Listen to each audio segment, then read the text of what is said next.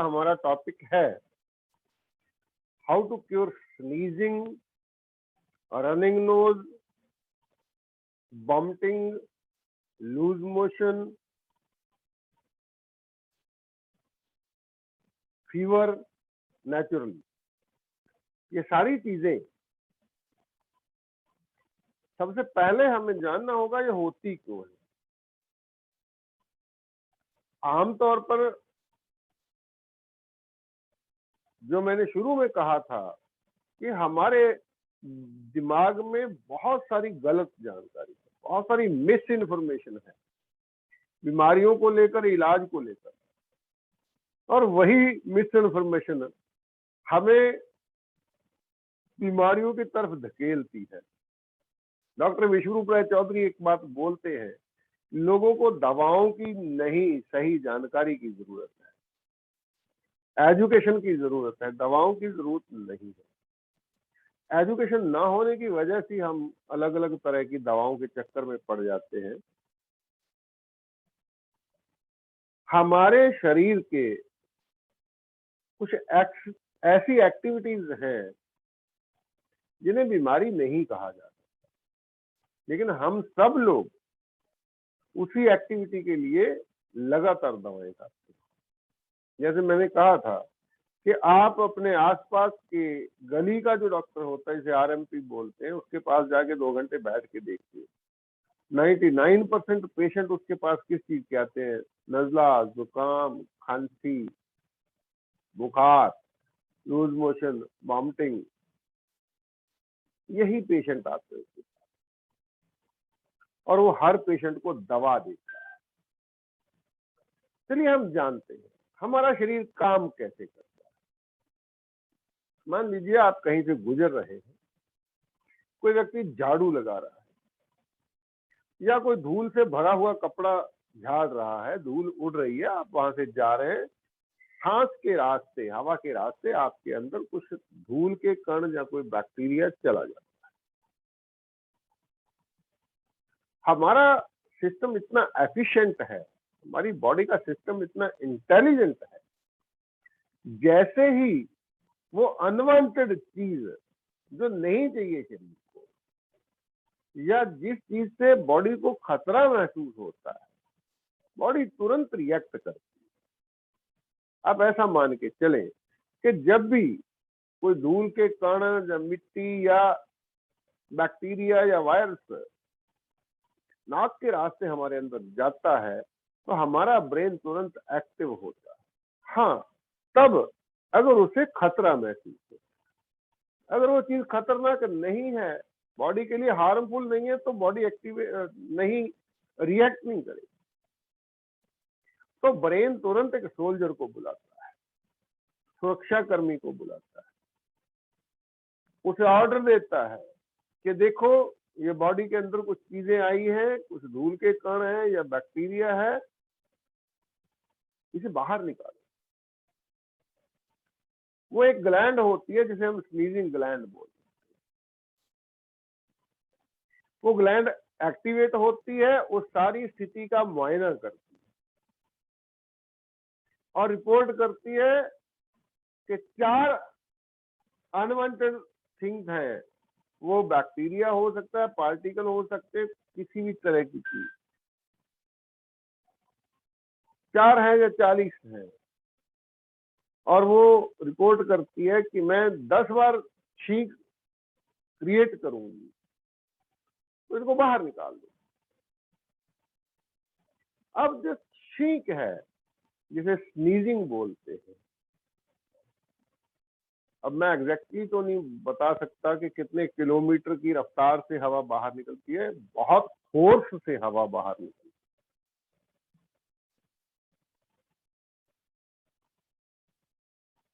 तो हम लोग क्या करते हैं, अगर हम 10 लोगों में खड़े हैं, छींक आ जाती है तो हम सॉरी बोलते हैं, जैसे पता नहीं हमने कितना बड़ा गुनाह कर दिया है, जबकि हमारी बॉडी खुद को क्लीन कर रही है, अपनी सफाई कर रही है, अपना सुरक्षा कर रही है। तो कोई नहीं जानता सिर्फ बॉडी जानती है कि कितनी बार छींकना पड़ेगा उस गंदगी को बाहर निकालने। वो बैक्टीरिया है, वो वायरस है, वो धूल है, मिट्टी है, जिससे हमारे फेफड़ों को खतरा हो सकता है। तो बहुत सारे लोग जब लगातार छींक आती है तो कोई ना कोई इंतजाम करते हैं, कोई बाम लगाते हैं या कोई ऐसी चीज या फिर कोई दवा खाते हैं। आमतौर पर 5-7 छींक आती है तो हम एंटी एलर्जिक दवा सिट्राजिन जैसी है, पहले एवल हुआ करती थी, ऐसी कोई दवा घर में पड़ी होती है, हम खा लेते हैं। जैसे ही दवा खाते हैं वो ग्लैंड अनएक्टिव हो जाती है, मतलब अपना काम अधूरा छोड़ देती है। बिल्कुल वैसे ही बाहर की दुनिया से आप मिलाकर बात करेंगे। मान लीजिए आप अपने घर की सफाई कर रहे हैं, झाड़ू उठाया, आप झाड़ू लगाना शुरू किया, तुरंत कोई व्यक्ति आता है, आपके एक बेहोशी का इंजेक्शन लगा देता है, आप बेहोश हो जाते हैं। काफी घंटों बाद जब आपको होश आता है तो क्या गंदगी कम हो चुकी होगी या बढ़ चुकी होगी? ये कॉमन सेंस का सवाल है। गंदगी कम नहीं, गंदगी बढ़ चुकी है। इसी तरह से जब हम दवा लेके या कोई बाम लगा के या किसी भी तरीके से आर्टिफिशियल तरीके से छींक आने को रोकते हैं, तो वो जो मटेरियल है जो अंदर गया है, जिसे बाहर निकालने की बॉडी कोशिश कर रही है, वो मल्टीप्लाई होता है, वो बढ़ता है। तो अब कुछ देर बाद ब्रेन को पता चलता है कि ये तो गड़बड़ हो गई, ये चीज तो बाहर जानी चाहिए। मैंने तो एक सुरक्षा कर्मी की ड्यूटी लगाई थी बाहर निकालने के लिए। वो उसे कॉल करता है, बताओ भाई क्या हुआ, तेरे को एक काम दिया था। वो रिपोर्ट करता है जी मैं तो अपना काम कर रहा था, बस 2-4 छींक बाकी थी तो मुझे बेहोश कर दिया गया, मैं अपना काम पूरा नहीं कर पाया। और अब वो संख्या इतनी बढ़ चुकी है कि अब मैं छींक के रास्ते उसे बाहर नहीं निकाल। अब ब्रेन क्या करता है, ब्रेन दूसरे सुरक्षा कर्मी को बुलाता है, वो जो पहले से थोड़ा ज्यादा ताकतवर है। बाहर की दुनिया में भी ऐसा ही होता है। मान लीजिए कोई अनवांटेड लोग कहीं घुस जाते हैं तो सुरक्षा कर्मी अगर नहीं कुछ कर पाता है तो हम उससे ताकतवर जो फोर्स है उसको बुलाते हैं। तो दूसरी ग्लैंड एक्टिव होती है जिसे हम रनिंग नोज बोलते हैं। वो उस सारी स्थिति को एनालाइज करती है कि वो जो 4 पार्टिकल थे अब 40 हो चुके, या जो 40 थे अब 400 हो चुके।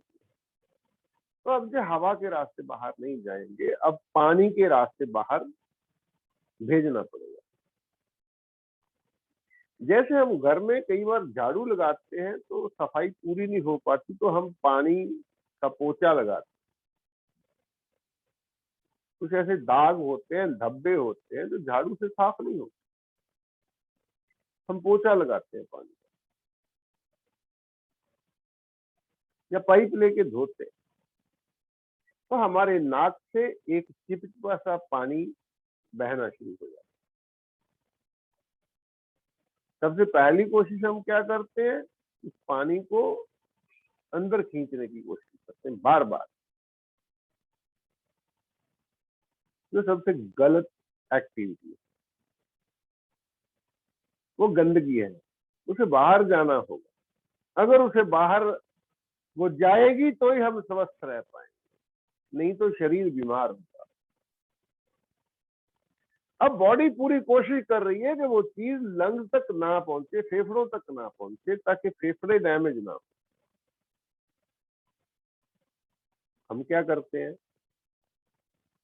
हम फिर से एक दवा लेते हैं, डॉक्टर के पास जाते हैं, एक आध दिन इंतजार भी कर लेते हैं। कुछ लोग कुछ समय इंतजार भी करते हैं कि ठीक हो जाए, नहीं ठीक होता दूसरे दिन डॉक्टर के पास चले जाते। तो डॉक्टर फिर एक दवा देता है, नाक से पानी जाना बंद हो जाता है।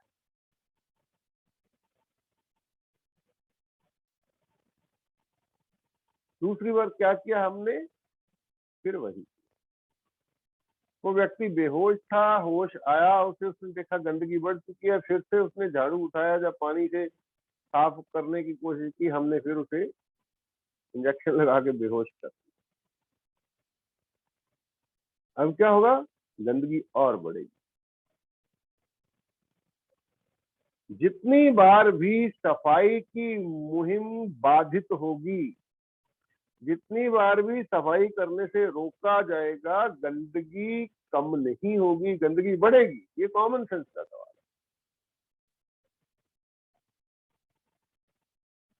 तो अब क्या हुआ, वो दूसरा सिपाही था जो, हमने उसे भी बेहोश कर दिया।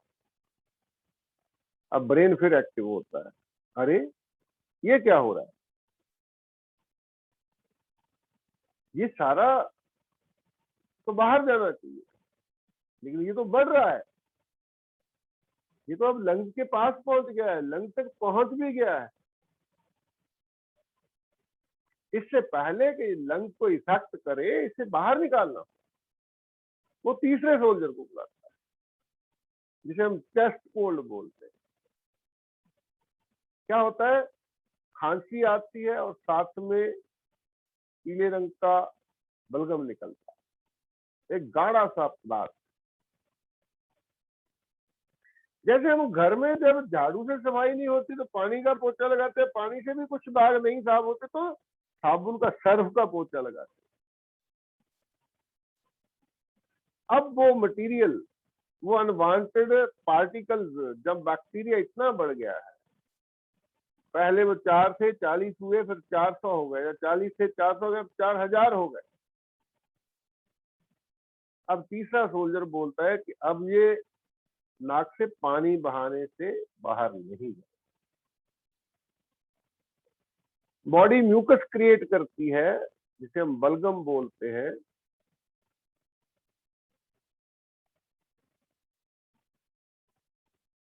रविंद्र जी, अगर अनकंफर्टेबल है तो कोई बात नहीं, आपको रिकॉर्डिंग मिल जाएगी।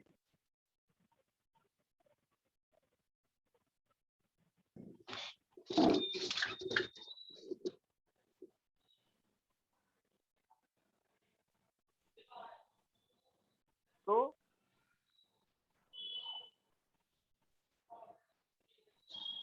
हम क्या करते हैं, उनसे डॉक्टर के पास। देखिए, पहले छींक के लिए दवा ली, फिर रनिंग नोज के लिए दवा ली, फिर अब वो रनिंग नोज जो था चेस्ट कोल्ड में बदल गया है। सिंपल कोल्ड जो था, कॉमन कोल्ड जिसे बोलते हैं, वो अब चेस्ट कोल्ड में चेंज।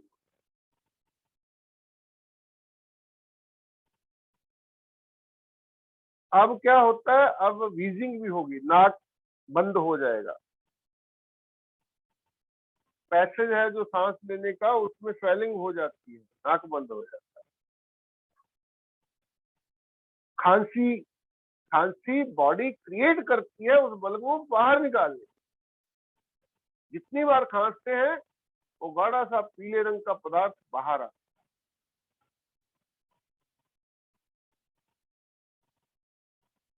वो उसी को हेल्पर बोलते हैं, बॉडी उस हेल्पर को क्रिएट करती है,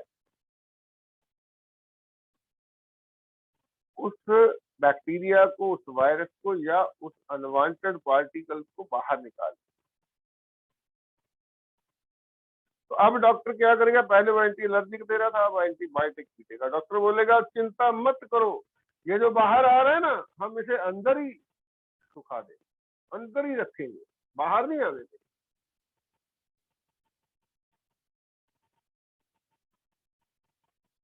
अब आपके लंग इफेक्ट, वो जो गाढ़ा सा पदार्थ बाहर आ रहा है ना, जब उसे हम बाहर आने से रोकते हैं, तो उसके साथ वो गंदगी भी रुकी हुई है, जो जिसे बॉडी बाहर। अब जाके बीमारी जन्म लेगी, फेफड़ों की बीमारी। वो टीबी हो सकती है, वो अस्थमा हो। आपने अस्थमा के पेशेंट देखे होंगे, ऐसे सांस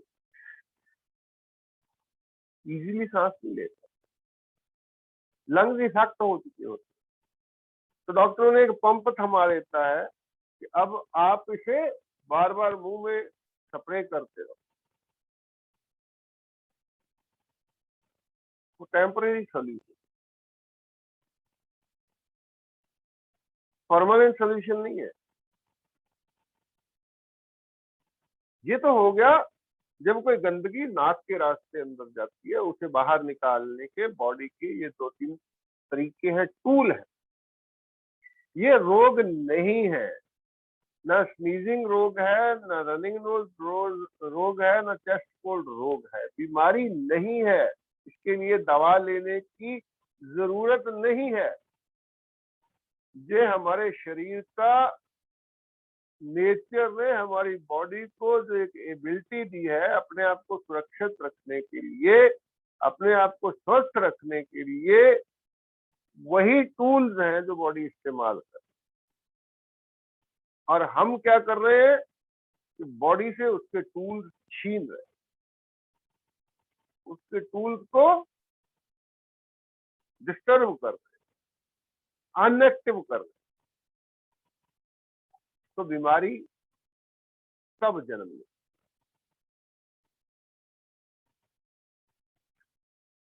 अब मुंह के रास्ते, मान लीजिए आप कहीं जाते हैं, बाहर खाना खाते हैं, किसी होटल में, किसी ढाबे में, आपको पता नहीं चलता, वो 2 दिन पुरानी सब्जी को अच्छा सा तड़का लगा के आपको स्वादिष्ट बना के खिला दे, आपको नहीं पता चलता।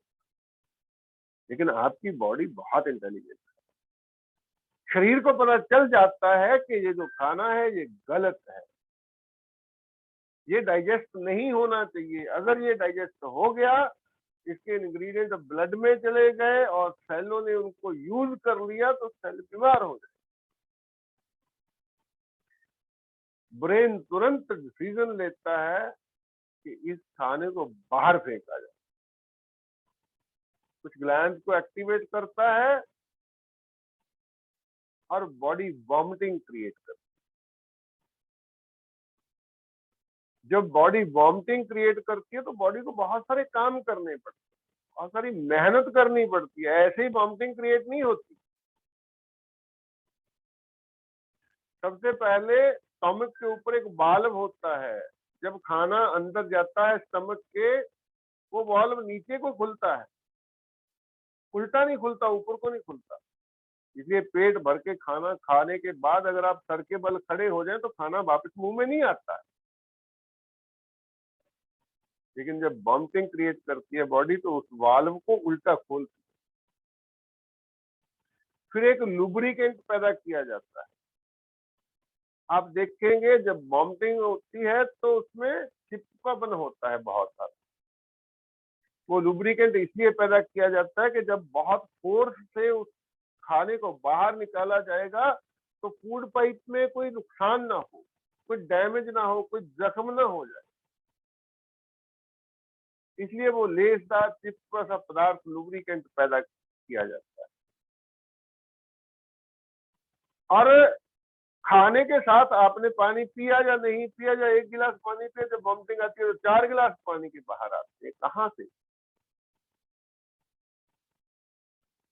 बॉडी ऑर्गन से पानी उधारा लेती है, अलग अलग ऑर्गन से पानी लिया जाता है ताकि उस गंदगी को बाहर। कब तक वॉमिटिंग होगी? जरूरी नहीं है कि एक बार में वो सारी गंदगी साफ हो जाएगी, 3 बार हो सकता है, 5 बार हो सकता है, ज्यादा बार भी। जब तक बॉडी अपने आप को पूरी तरह से क्लीन नहीं कर लेती, स्टमक को पूरा का पूरा डाइजेस्टिव सिस्टम है उसे क्लीन नहीं कर लेती, तब तक वॉमिटिंग होती है। लेकिन हम क्या करते हैं, फिर वही, एक बार आई, 2 बार वॉमिटिंग हो गई, तीसरी बार डॉक्टर के पास। डॉक्टर ने एक दवा दी, एक गोली दी, वॉमिटिंग बंद हो गई। एक बहुत अच्छे राइटर हैं हीलर भास्कर, वो लिखते हैं कि आप किसी व्यक्ति को ये बोलिए, बहुत गंदी सी बात है, कि अभी अभी जो वॉमिटिंग की है इसको दोबारा खा के दिखाओ, कोई नहीं कर पाएगा। वॉमिटिंग करके उसको खाना और वॉमिटिंग को अंदर ही रोकना एक ही बराबर है।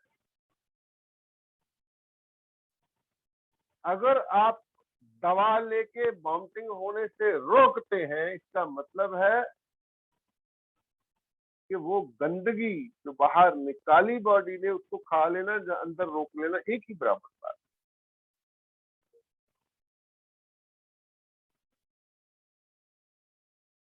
हमने वॉमिटिंग को रोका, वो चीज खाना डाइजेस्ट हुआ, उसके इंग्रेडिएंट्स ब्लड में घुले, और जब गंदगी होगी तो सड़न होगी, बैक्टीरिया पैदा होंगे, तरह तरह के जीव जीवाणु पैदा होंगे जो हमारी बॉडी को नुकसान हो।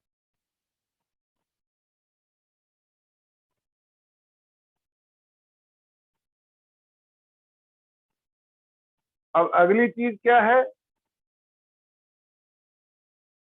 कई बार हम लगातार ऐसी चीजें खाते हैं जिसमें फाइबर कम होता है, मैदा युक्त चीजें, फास्ट फूड खाते हैं, बर्गर, पिज्जे। आजकल तो जो गेहूं भी आ रहा है उसमें भी फाइबर का नामो निशान नहीं। रोटी को सफेद करने के लिए आप टीवी पे एडवर्टाइजमेंट देखते हैं ना, सफेद रोटी, फलाना आटा, तो क्या किया जाता है, गेहूं में वैसे भी सिर्फ 1% फाइबर होता है, तो पहले उसके छिलके को उतार दिया जाता है, जिससे आप रोटी देखते हैं ब्राउन सी बनती है, थोड़ी काले रंग, भूरी सी रोटी। उस छिलके को भी पहले रोलर से उतार दिया जाता है, उसके बाद पीसा जाता है, तो आटा मैदे जैसा होता है, सफेद रोटी।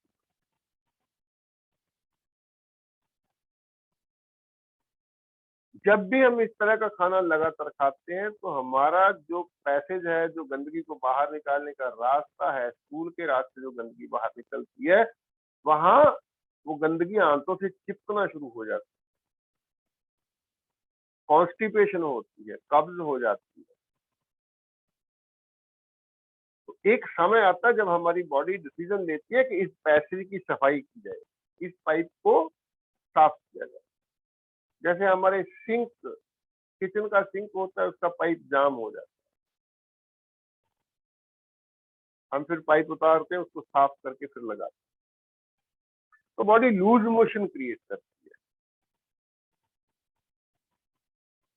बॉडी फिर पानी उधारा मांगती है।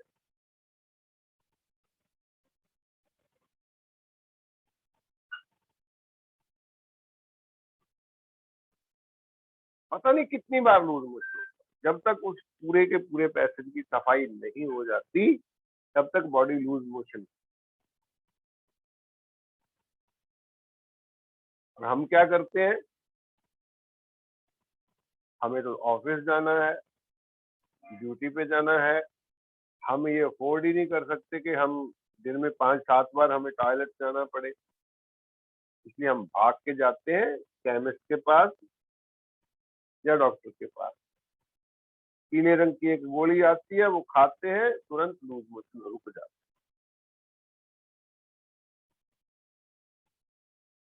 ये सारी की सारी एक्टिविटी, सारी की सारी क्रियाएं जो करते हैं हम, अल्टीमेटली क्या किया हमने, बॉडी ने जिस रास्ते से भी गंदगी को बाहर निकालना चाहा, हमने उसको रोक, जो भी तरीका उसने गंदगी को बाहर निकालने का इस्तेमाल किया, हमने उसे डिस्टर्ब कर दिया। नतीजा क्या हुआ कि गंदगी अंदर ही है। अब बॉडी एक डिसीजन लेती है, थोड़ा हार्ड डिसीजन। अच्छा, आप मुझे गंदगी नहीं बाहर निकालने दे रहे ना, आपको ऑफिस जाना है, आपको काम बहुत है, कोई बात नहीं, मैं बताती हूँ।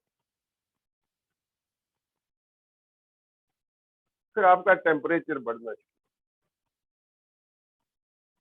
अब जाइए काम, कैसे जाए? लेटो 3-4 दिन बेड पे।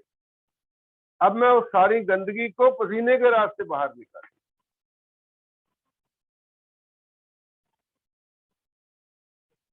टेम्परेचर होता है तो बॉडी एक होती है, कमजोरी महसूस होती है, भूख नहीं लगती है, खाने का मन नहीं करता है। क्यों नहीं करता? खाने का मन क्यों नहीं करता?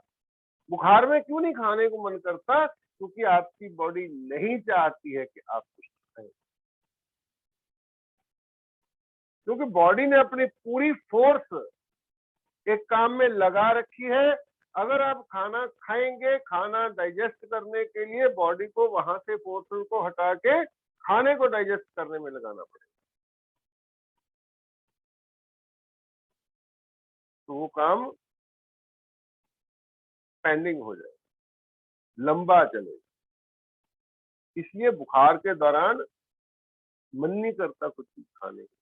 फिर भी घर वाले, डॉक्टर, दूध में ब्रेड डाल के खाओ, दलिया खाओ, घर वाले क्या बोलते, कुछ खाओगे नहीं तो ठीक कैसे होगे, खाओ, जबरदस्त,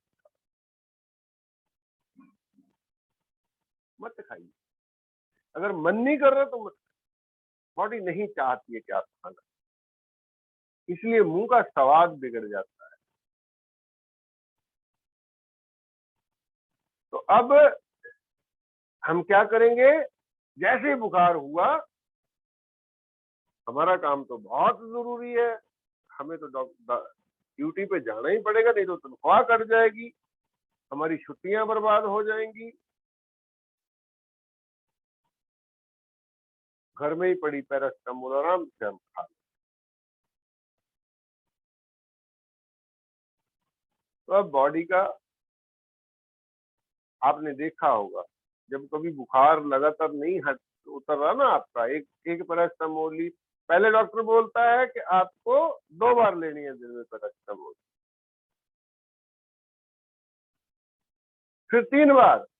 अगर नहीं उतरता डॉक्टर हर 6 घंटे बाद पैरासिटामोल, हर 6 घंटे, बुखार चढ़ने ही नहीं देना है। कोई भी डॉक्टर आपको ये नहीं बताता है कि चाहे वो स्नीजिंग है, चाहे वो रनिंग नोज है, चाहे वो चेस्ट कोल्ड है, चाहे वो लूज मोशन है, चाहे वो वॉमिटिंग है, ये सारे के सारे तरीके बॉडी के खुद की सफाई करने के हैं। इसे डिस्टर्ब मत कीजिए।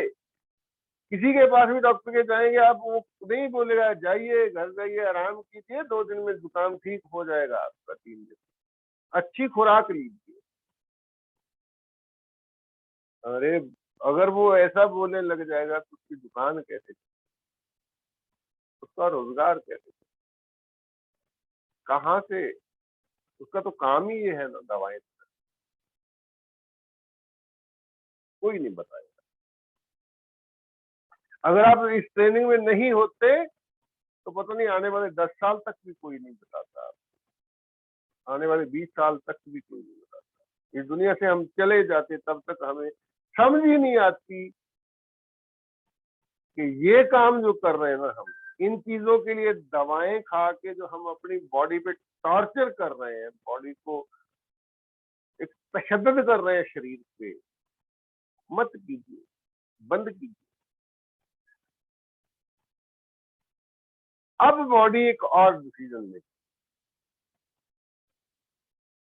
जैसे मान लीजिए आप सफाई करते हैं, कूड़ा इकट्ठा करते हैं, घर से बाहर फेंकते हैं, बाहर कोई व्यक्ति खड़ा है फिर अंदर फेंक रहे, आपको बाहर फेंकने नहीं दिया जा रहा कचरा, तो क्या करेंगे आप? एक समय आएगा जब आप ऐसा डिसीजन लेंगे कि कम से कम घर तो साफ दिखे, इस कचरे को किसी अलमारी के पीछे छुपा दे, घर में ही किसी कोने में ढक के रख दे। तो एक स्टेज पे हमारी बॉडी भी यही डिसीजन लेती है कि ये गंदगी जो बाहर नहीं निकालने दी जा रही, इसे अंदर ही कहीं जमा किया जाए। बॉडी को तो अपने आप को साफ रखना है, तो फिर बॉडी उस गंदगी को अंदर ही जमा करती है, वो लगातार बढ़ती जाती है, बढ़ती जाती है। वो पथरी हो सकती है, वो ट्यूमर हो सकता है, रसौली हो सकती है, कुछ भी हो, किसी रूप में भी बॉडी उस गंदगी को जमा कर।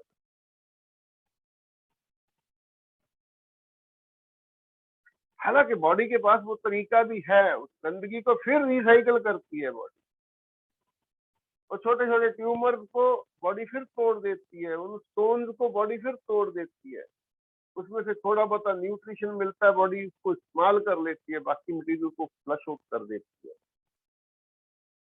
लेकिन जब बॉडी का ये वाला सिस्टम, रिसाइकलिंग वाला सिस्टम, जिसे ऑटोफेज भी बोला जाता है, ये भी स्विच ऑफ कर देते हैं हम अपनी गलत हरकतों की वजह से, गलत आदतों की वजह से, गलत गलत लाइफस्टाइल की वजह से।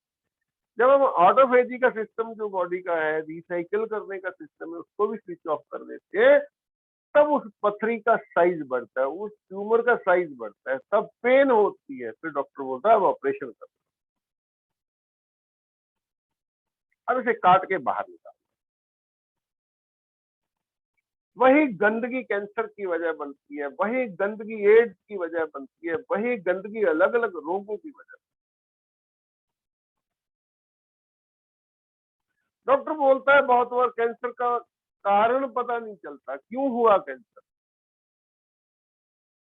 अरे भैया, जो आपने बॉडी पे जुल्म किया ना दवाएं दे दे के, उसी से हुआ। जिस गंदगी को बाहर जाना चाहिए था, उसे आपने बहुत स्मार्टली बाहर जाने से रोका, बहुत समझदार समझते हुए अपने आप उस गंदगी को बाहर नहीं जाने, इसीलिए ये सारे रोग होते। तो अब इसका इलाज क्या, क्या करें हम। तो अगर आप स्नीजिंग के इलाज की बात करेंगे तो उसका एक ही इलाज है, जितनी बार छींक आती है खुल के छींक। अगर आप लोगों में खड़े हैं, अलग हो जाइए।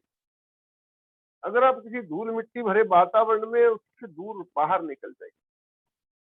जितनी बार छींक आती है उतनी बार छींको, यही इसका इलाज, और कोई इलाज करने की जरूरत। डिस्कम्फर्ट हो सकता, अगर आप जिस घर में रहते हैं, कई बार आंधी आती है, तूफान आता है, आपके घर में बहुत सारी मिट्टी आ जाती है, कचरा आ जाता है, जब आप सफाई करते हैं तो थोड़ा डिस्कम्फर्ट तो होता है, तकलीफ तो होती है ना, झेलनी पड़ती है, नहीं तो गंदगी में रहो। रनिंग नोज का इलाज क्या है, नाक से जो पानी बह रहा है उसे बाहर निकालने में शरीर की मदद करें, बस, और कुछ मत कीजिए। जितनी बार जितना आता है बाहर निकालिए, जितना ज्यादा बाहर निकालेंगे उस पानी को, उतनी जल्दी ठीक हो जाए। और रुकिए, अगर आप स्नीजिंग के लिए दवा नहीं लेंगे तो बहुत संभावना है रनिंग नोज होगा ही नहीं।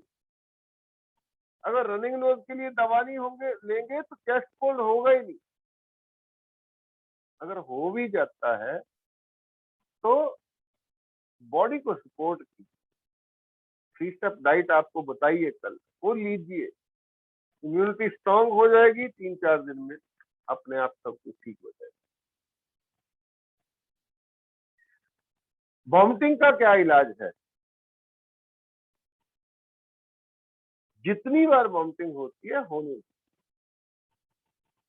लेकिन इस बात का ध्यान रखिए कि बॉडी बहुत सारे पानी का इस्तेमाल कर रही है, बाहर निकाल रही है, तो पानी समाप्त ना हो जाए, बॉडी डिहाइड्रेशन ना हो जाए, इसके लिए लगातार पानी पीते रहिए। लगातार नारियल पानी ले सकते हैं, मौसमी का जूस ले सकते हैं, ताकि बॉडी हाइड्रेट रहे, इम्यूनिटी स्ट्रांग रहे, जल्दी से अपनी सफाई फिनिश कर ले और तंदुरुस्त हो जाए। इसी तरह लूज मोशन में भी बहुत सारे पानी का इस्तेमाल होता है। आप देखेंगे जब लूज मोशन होते हैं तो यूरिन पास नहीं होता, बहुत थोड़ा सा यूरिन पास होता है। लेकिन लूज मोशन के बाद जब पहली बार खुल के यूरिन पास हो जाए, आपको समझ लीजिए लूज मोशन बंद हो जाए। मीटिंग बंद होने जा रही है जी, आप ज्वाइन कीजिए दोबारा, हम बाकी की बात दोबारा।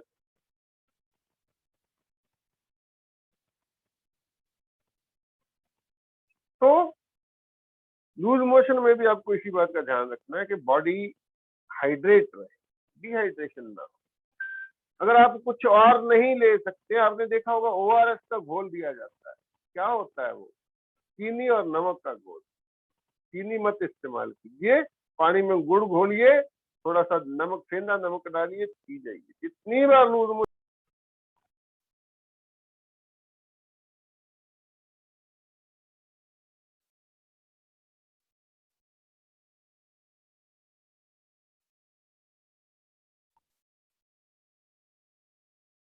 तो अब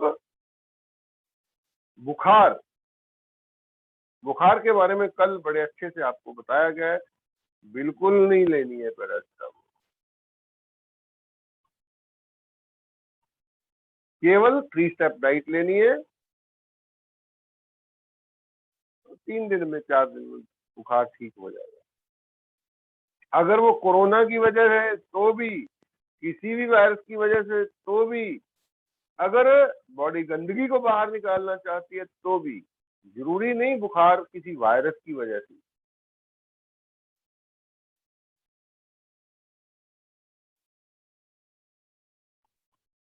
शरीर को अपना काम करने दीजिए, शरीर पे भरोसा रखिए, उसको हेल्प, मदद कीजिए, डिस्टर्ब मत। आप देखेंगे अगर इन चीजों के लिए आप दवा नहीं लेंगे तो गंभीर रोगों के शिकार नहीं होंगे। मैंने पहले भी बोला है कि गंभीर रोग जो आते हैं वो हमारी कई सालों की मेहनत का नतीजा होता है। हम खुद पैदा करते हैं उन लोगों, ऐसे ही रोग पैदा नहीं होते।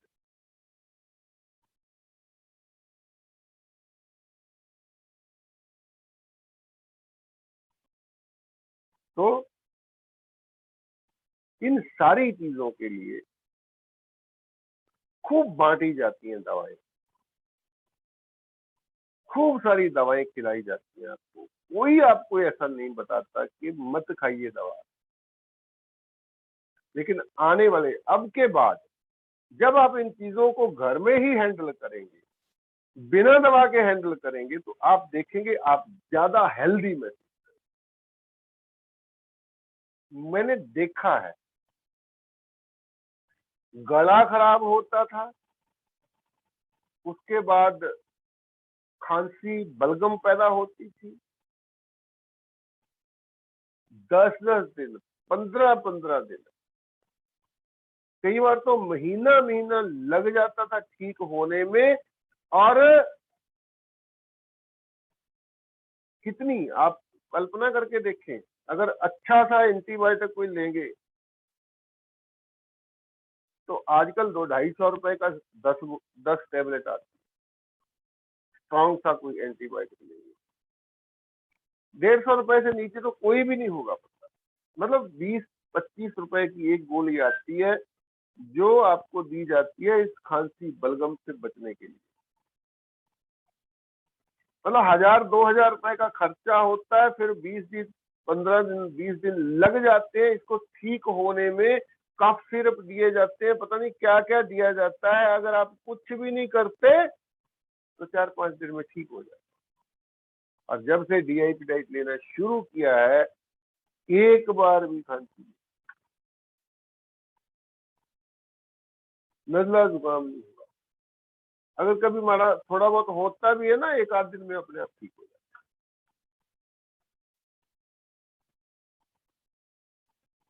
गले की तो मेरी इतनी बड़ी समस्या थी, क्योंकि शुरू से ही मैं कभी ट्रेड यूनियन में, कभी किसी ऑर्गेनाइजेशन में बोलने का काम रहा है, स्टेज पे बोलने का काम रहा है, लाउडली बोलता हूं मैं, आपने भी महसूस किया होगा। मैं जब घर में फोन पे बात करता हूँ तो 3 घर छोड़ के चौथे घर में पता चल जाता है कि तेजपाल बात कर रहा है। वैसे ही लाउड है, इसलिए गला बहुत जल्दी, ये वोकल कॉर्ड होते हैं ना, ये बहुत जल्दी इन्फेक्ट हो जाते हैं, छिल जाता था गला, लेकिन अब वो समस्या नहीं है।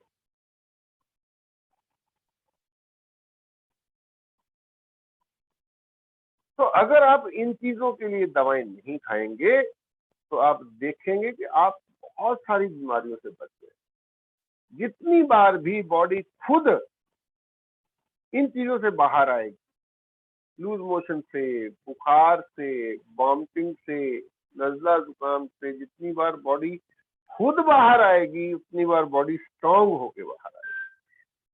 और जितनी बार आप दवाएं लेकर ठीक करेंगे इनको, उतनी बार बॉडी कमजोर हो जाएगी अंदर से। आपको महसूस होता है हम ठीक हो गए, 2 दिन में डॉक्टर ने ऐसी दवा दी, 2 दिन में खांसी बलगम पता नहीं कहाँ गई, अंदर ही है, आप कहीं नहीं गई वो।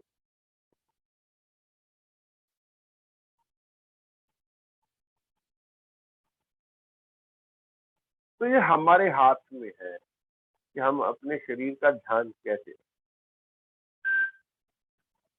जब तक किसी ने बताया नहीं था तब तक हम गलती कर रहे थे।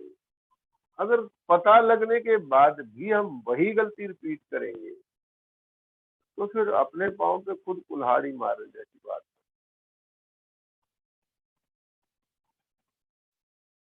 इसलिए अंग्रेजी दवाएं जो है, कल का जो हमारा टॉपिक है, आपको लिंक मिल गया है ग्रुप में, मैंने दे दिया है।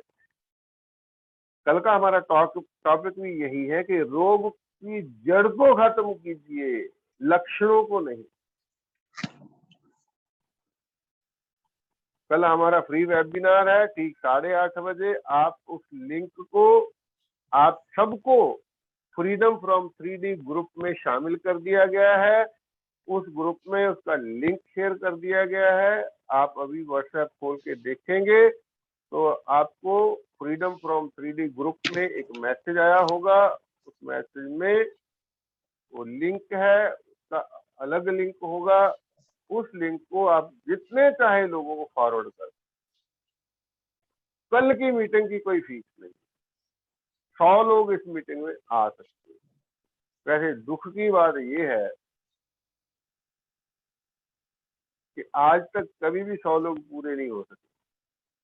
70-75 तक पहुंचे हैं, कई बार तो 15 ही रह जाते हैं, 20 भी रह जाते हैं। तो ये बात साबित करती है कि लोगों को मुफ्त का ज्ञान नहीं चाहिए, फ्री का ज्ञान नहीं चाहिए।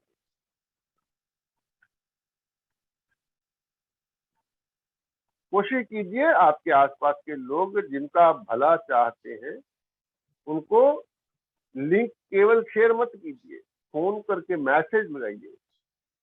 बहुत अलग तरह की जानकारी आपको मिलेगी। आप आधा घंटा निकालिए, कुछ नहीं लगेगा, आधा घंटा समय है।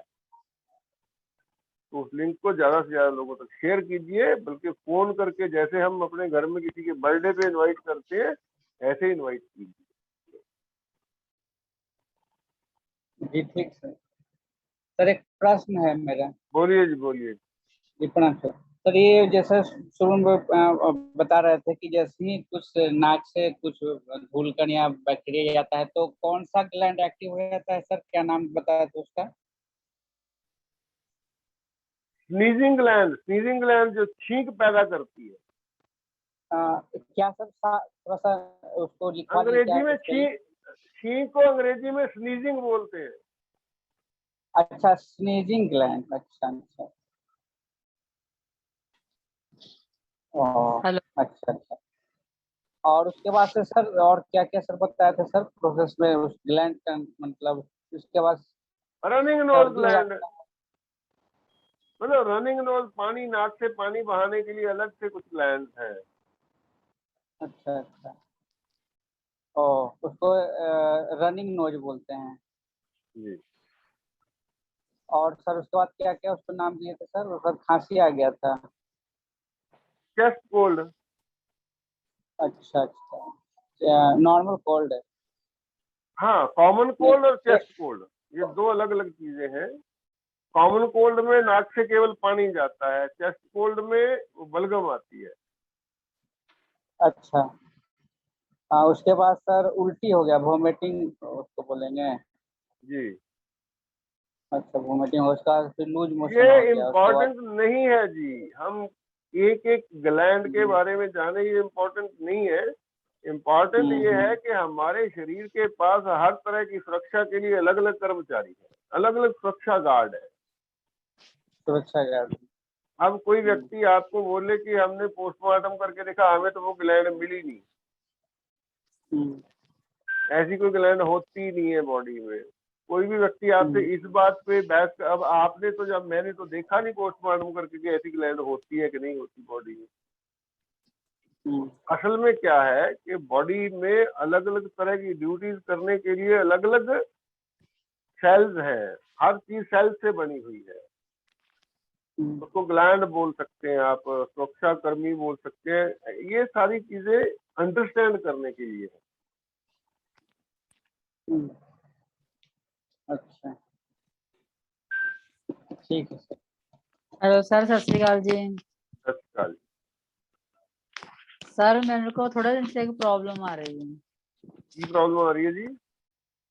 तो मेरा ना सिर जिਵੇਂ ਸੁੰਨ ਜਿਹਾ ਹੋਇਆ ਵਾ, ਕੰਨਾਂ ਤੋਂ ਵੀ ਸੁਣਦਾ ਨਹੀਂ ਚੰਗੀ ਤਰ੍ਹਾਂ, ਤੇ ਸਾਹ ਸਾਹ ਜੀ ਦੀ ਆਵਾਜ਼ ਆਉਂਦੀ ਜਿਵੇਂ ਰੇਸ਼ਾ ਜਿਹਾ ਜੰਮਿਆ ਹੁੰਦਾ। ਹੋਇਆ ਸੀ ਜ਼ੁਕਾਮ ਜ਼ੁਕਾਮ ਹੋਇਆ ਸੀ?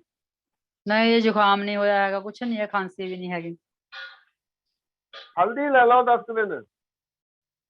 ਠੀਕ ਹੈ ਵੀਰ ਜੀ, ਇੱਕ ਟਾਈਮ ਦੋ ਟਾਈਮ ਜੀ? 3 टाइम। ठीक है जी।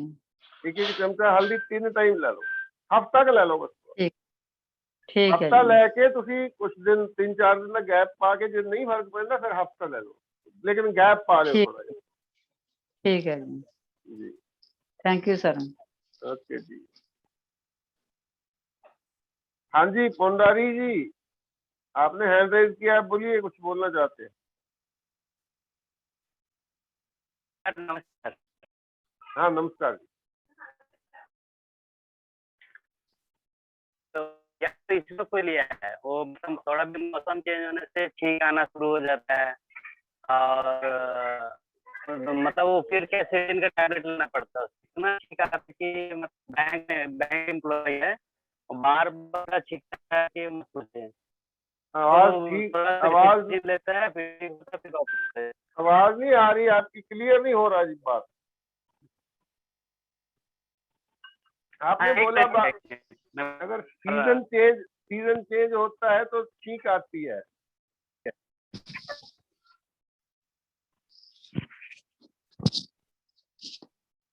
यही पूछ रहे हैं ना आप?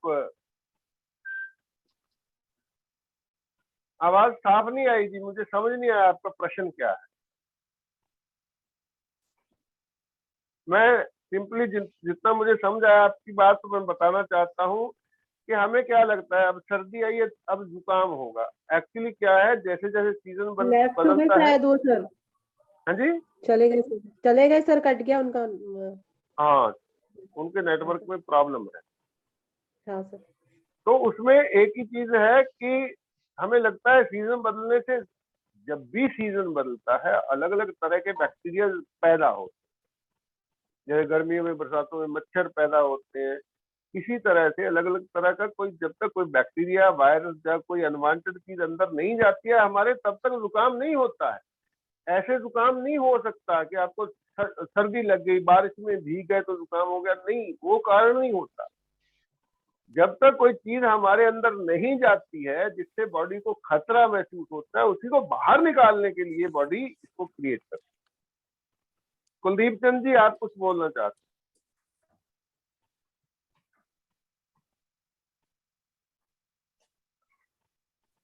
हैंड रेज किया कुलदीप चंद जी, अगर वैसे गलती से हो गया, जब बोलिए, आप ऑडियो ऑन कीजिए अपना।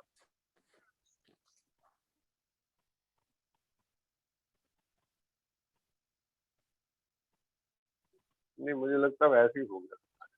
हाँ जी, और किसी का कोई प्रश्न है? हेलो, सत श्री अकाल सर। सत श्री अकाल जी। सर मेरे ना हेयर फॉल दी बहुत ज्यादा समस्या वा। जी, वीआईपी डाइट ले रहे हो? हाँ जी सर, ਜਦੋਂ ਤੋਂ ਮੈਂ ज्वाइन ਕੀਤਾ है उदों तो मैं ले रही हूँ। तो हेयर फॉल की समस्या हौली हौली ठीक हो जाएगी, लेकिन बस शैम्पू वरतने बंद कर दो जी। ਤੇ ਸਰ ਕਾਦੇ ਨਾਲ ਵਾਲ ਸਾਫ਼ ਕਰੀਏ ਫਿਰ? ਕਾਸੇ ਨਾਲ ਕਰ ਲਓ, ਦਹੀਂ ਨਾਲ ਕਰ ਲਓ, ਐਲੋਵੇਰਾ ਦੀ ਜੈਲ ਨੈਚੁਰਲ ਪੌਦੇ ਚੋਂ ਐਲੋਵੇਰਾ ਲੈ ਕੇ ਉਸ ਨਾਲ ਧੋ ਲਓ। ठीक है जी। बेसन और रीठा से भी होता है सर, हाँ, रीठा से भी अलग हो रीठा जाता है, रीठे चाहे से बेसन से भी कर झाग सकते भी हैं। हो जाती है रीठे से। आंवला ले लीजिए, आंवला रीठा उसका घर में ही बना लीजिए, वो बेसिक बन जाएगा। शैम्पू वगैरह बना लेते हैं लोग घर में भी। पुराने समय में ऐसे ही करते थे लोग। ये साबुन शैम्पू कहाँ होते थे? शिकाकाई, जी सर। रीठा, ये सारी चीजें मिला के एक अच्छा सा शैम्पू घर में आप बना सकते हैं, हर्बल। और अगर पंचगव्य का कोई प्रोडक्ट बनता हो तो उसका मिट्टी का साबुन भी आता है, वो भी यूज कर पाएंगे अगर दिक्कत हो ये सब करने में तो। तो ऐसा आपको मिल जाए जो नेचुरल हर्बल प्रोडक्ट हो, वो यूज। सर नॉर्मल नेचुरल चाय की पत्ती का पानी होता है ना, चाय की पत्ती का पानी निकालते हैं हम छान के, जी, उसमें आप कोई आयुर्वेदिक शैम्पू यूज करोगे ना तो वो बहुत अच्छा रहेगा। आप हफ्ते में 2 बार उसको यूज कर सकते हो। तो बिल्कुल। देखिए, प्योर रूट भी तो आई। हाँ, आंवल एकदम नेचुरल रहेगा। आंवला हेयर के लिए बहुत अच्छा होता है। एलोवेरा जेल जो है वो उसको बालों में लगा के थोड़ी देर आप रखिए, उसके बाद आप। और एक चीज और, अगर व्हीट ग्रास आपको मिल सकता है, व्हीट ग्रास बाजार का नहीं, घर में अगर गेहूं उगा के उसको काट के उसका जूस निकाल के वो सर में लगाएंगे, उससे बाल काले भी हो जाते हैं। मैंने सुना है, मैंने इस्तेमाल नहीं किया अभी तक। झड़ना बंद हो जाते हैं ये चीज।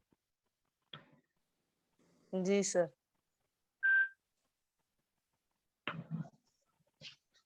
सर मैंने पूछा था कि प्योर रूट भी तो हर्बल शैम्पू है। पता नहीं हर्बल है नहीं है, पता नहीं। अगर हर्बल है तो यूज कर सकते हैं, और सर मैं कन्फर्म है तो कि मैं वही करती हूँ, फिर भी नहीं समस्या हल हुई। तो आप शैम्पू लगाने से पहले एलोवेरा जेल का इस्तेमाल कीजिए। उसको लगा के बालों में 1 घंटा रुकिए, सूखने दीजिए उसको, उसके बाद नहाइए। ठीक है जी, थैंक यू सर। जी,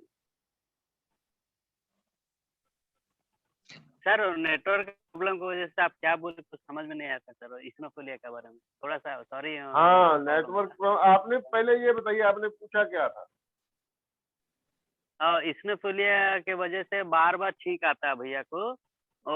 मतलब थोड़ा सा मौसम चेंज होने से, थोड़ा सा मतलब बाहर घूम के आने से उनको छींक शुरू उनको हो जाता है। डीआईपी तो डाइट शुरू कराइए जी। डीआईपी डाइट कर रहे हैं दे दूंगी। DIP sir, diet DIP diet कर रहे हैं। कर रहे हैं? कितने समय से कर रहे हैं? जी जी। लगभग पिछले साल से सर।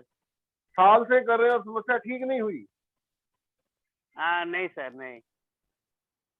पिछले साल इसी महीना से, अगस्त से, तो मतलब उनको 1 साल हो बोलिए रही है।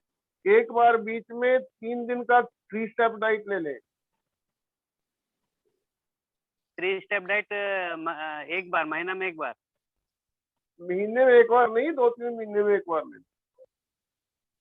अच्छा। और जब रेगुलर डीआईपी डाइट लेते हैं तो जो फ्रूट खाते हैं उसमें खट्टा फ्रूट जो है, मतलब एक जरूर शामिल कीजिए। जी जी।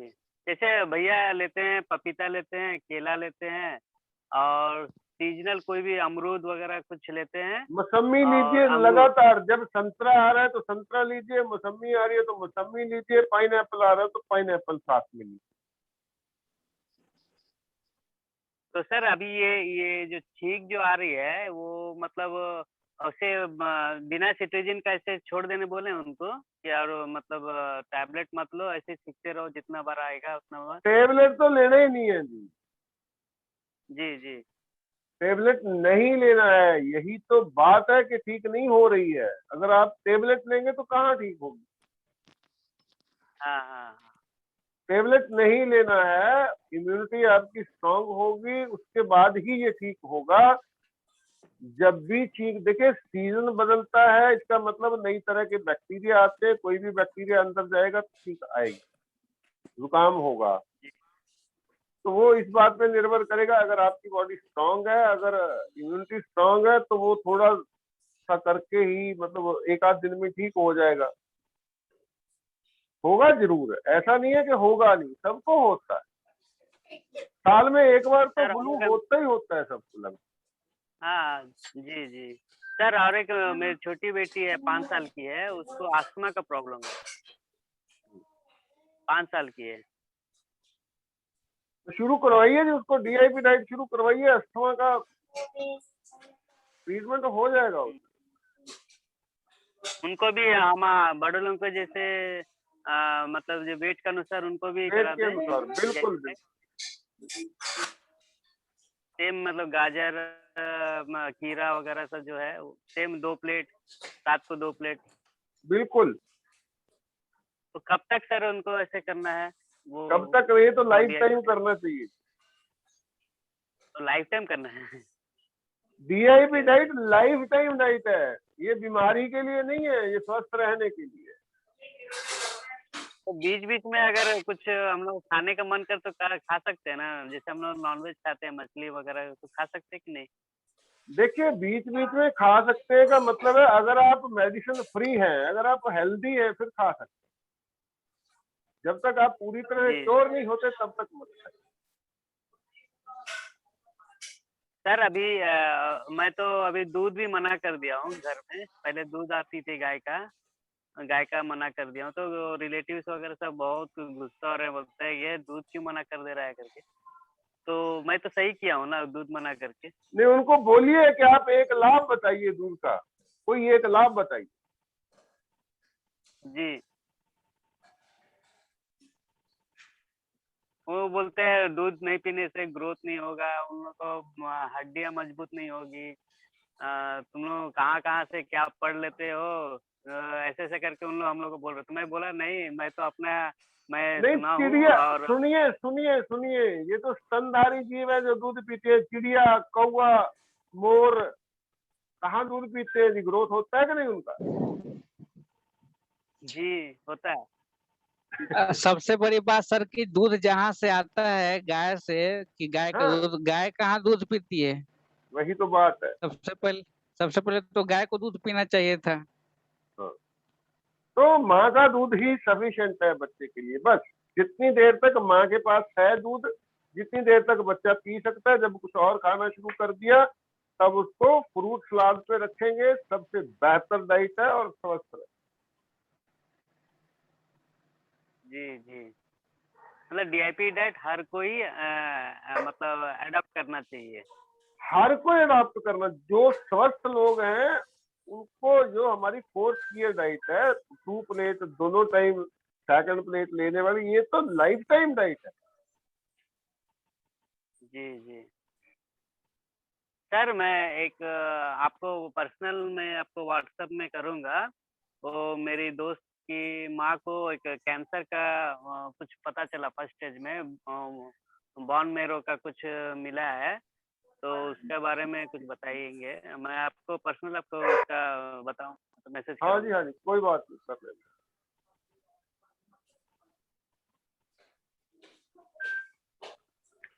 जी हाँ समय हो थैंक चुका यू है सर। जी, आज के लिए समाप्त करते हैं। कल मिलते हैं, कल हम फ्री वेबिनार में मिलेंगे।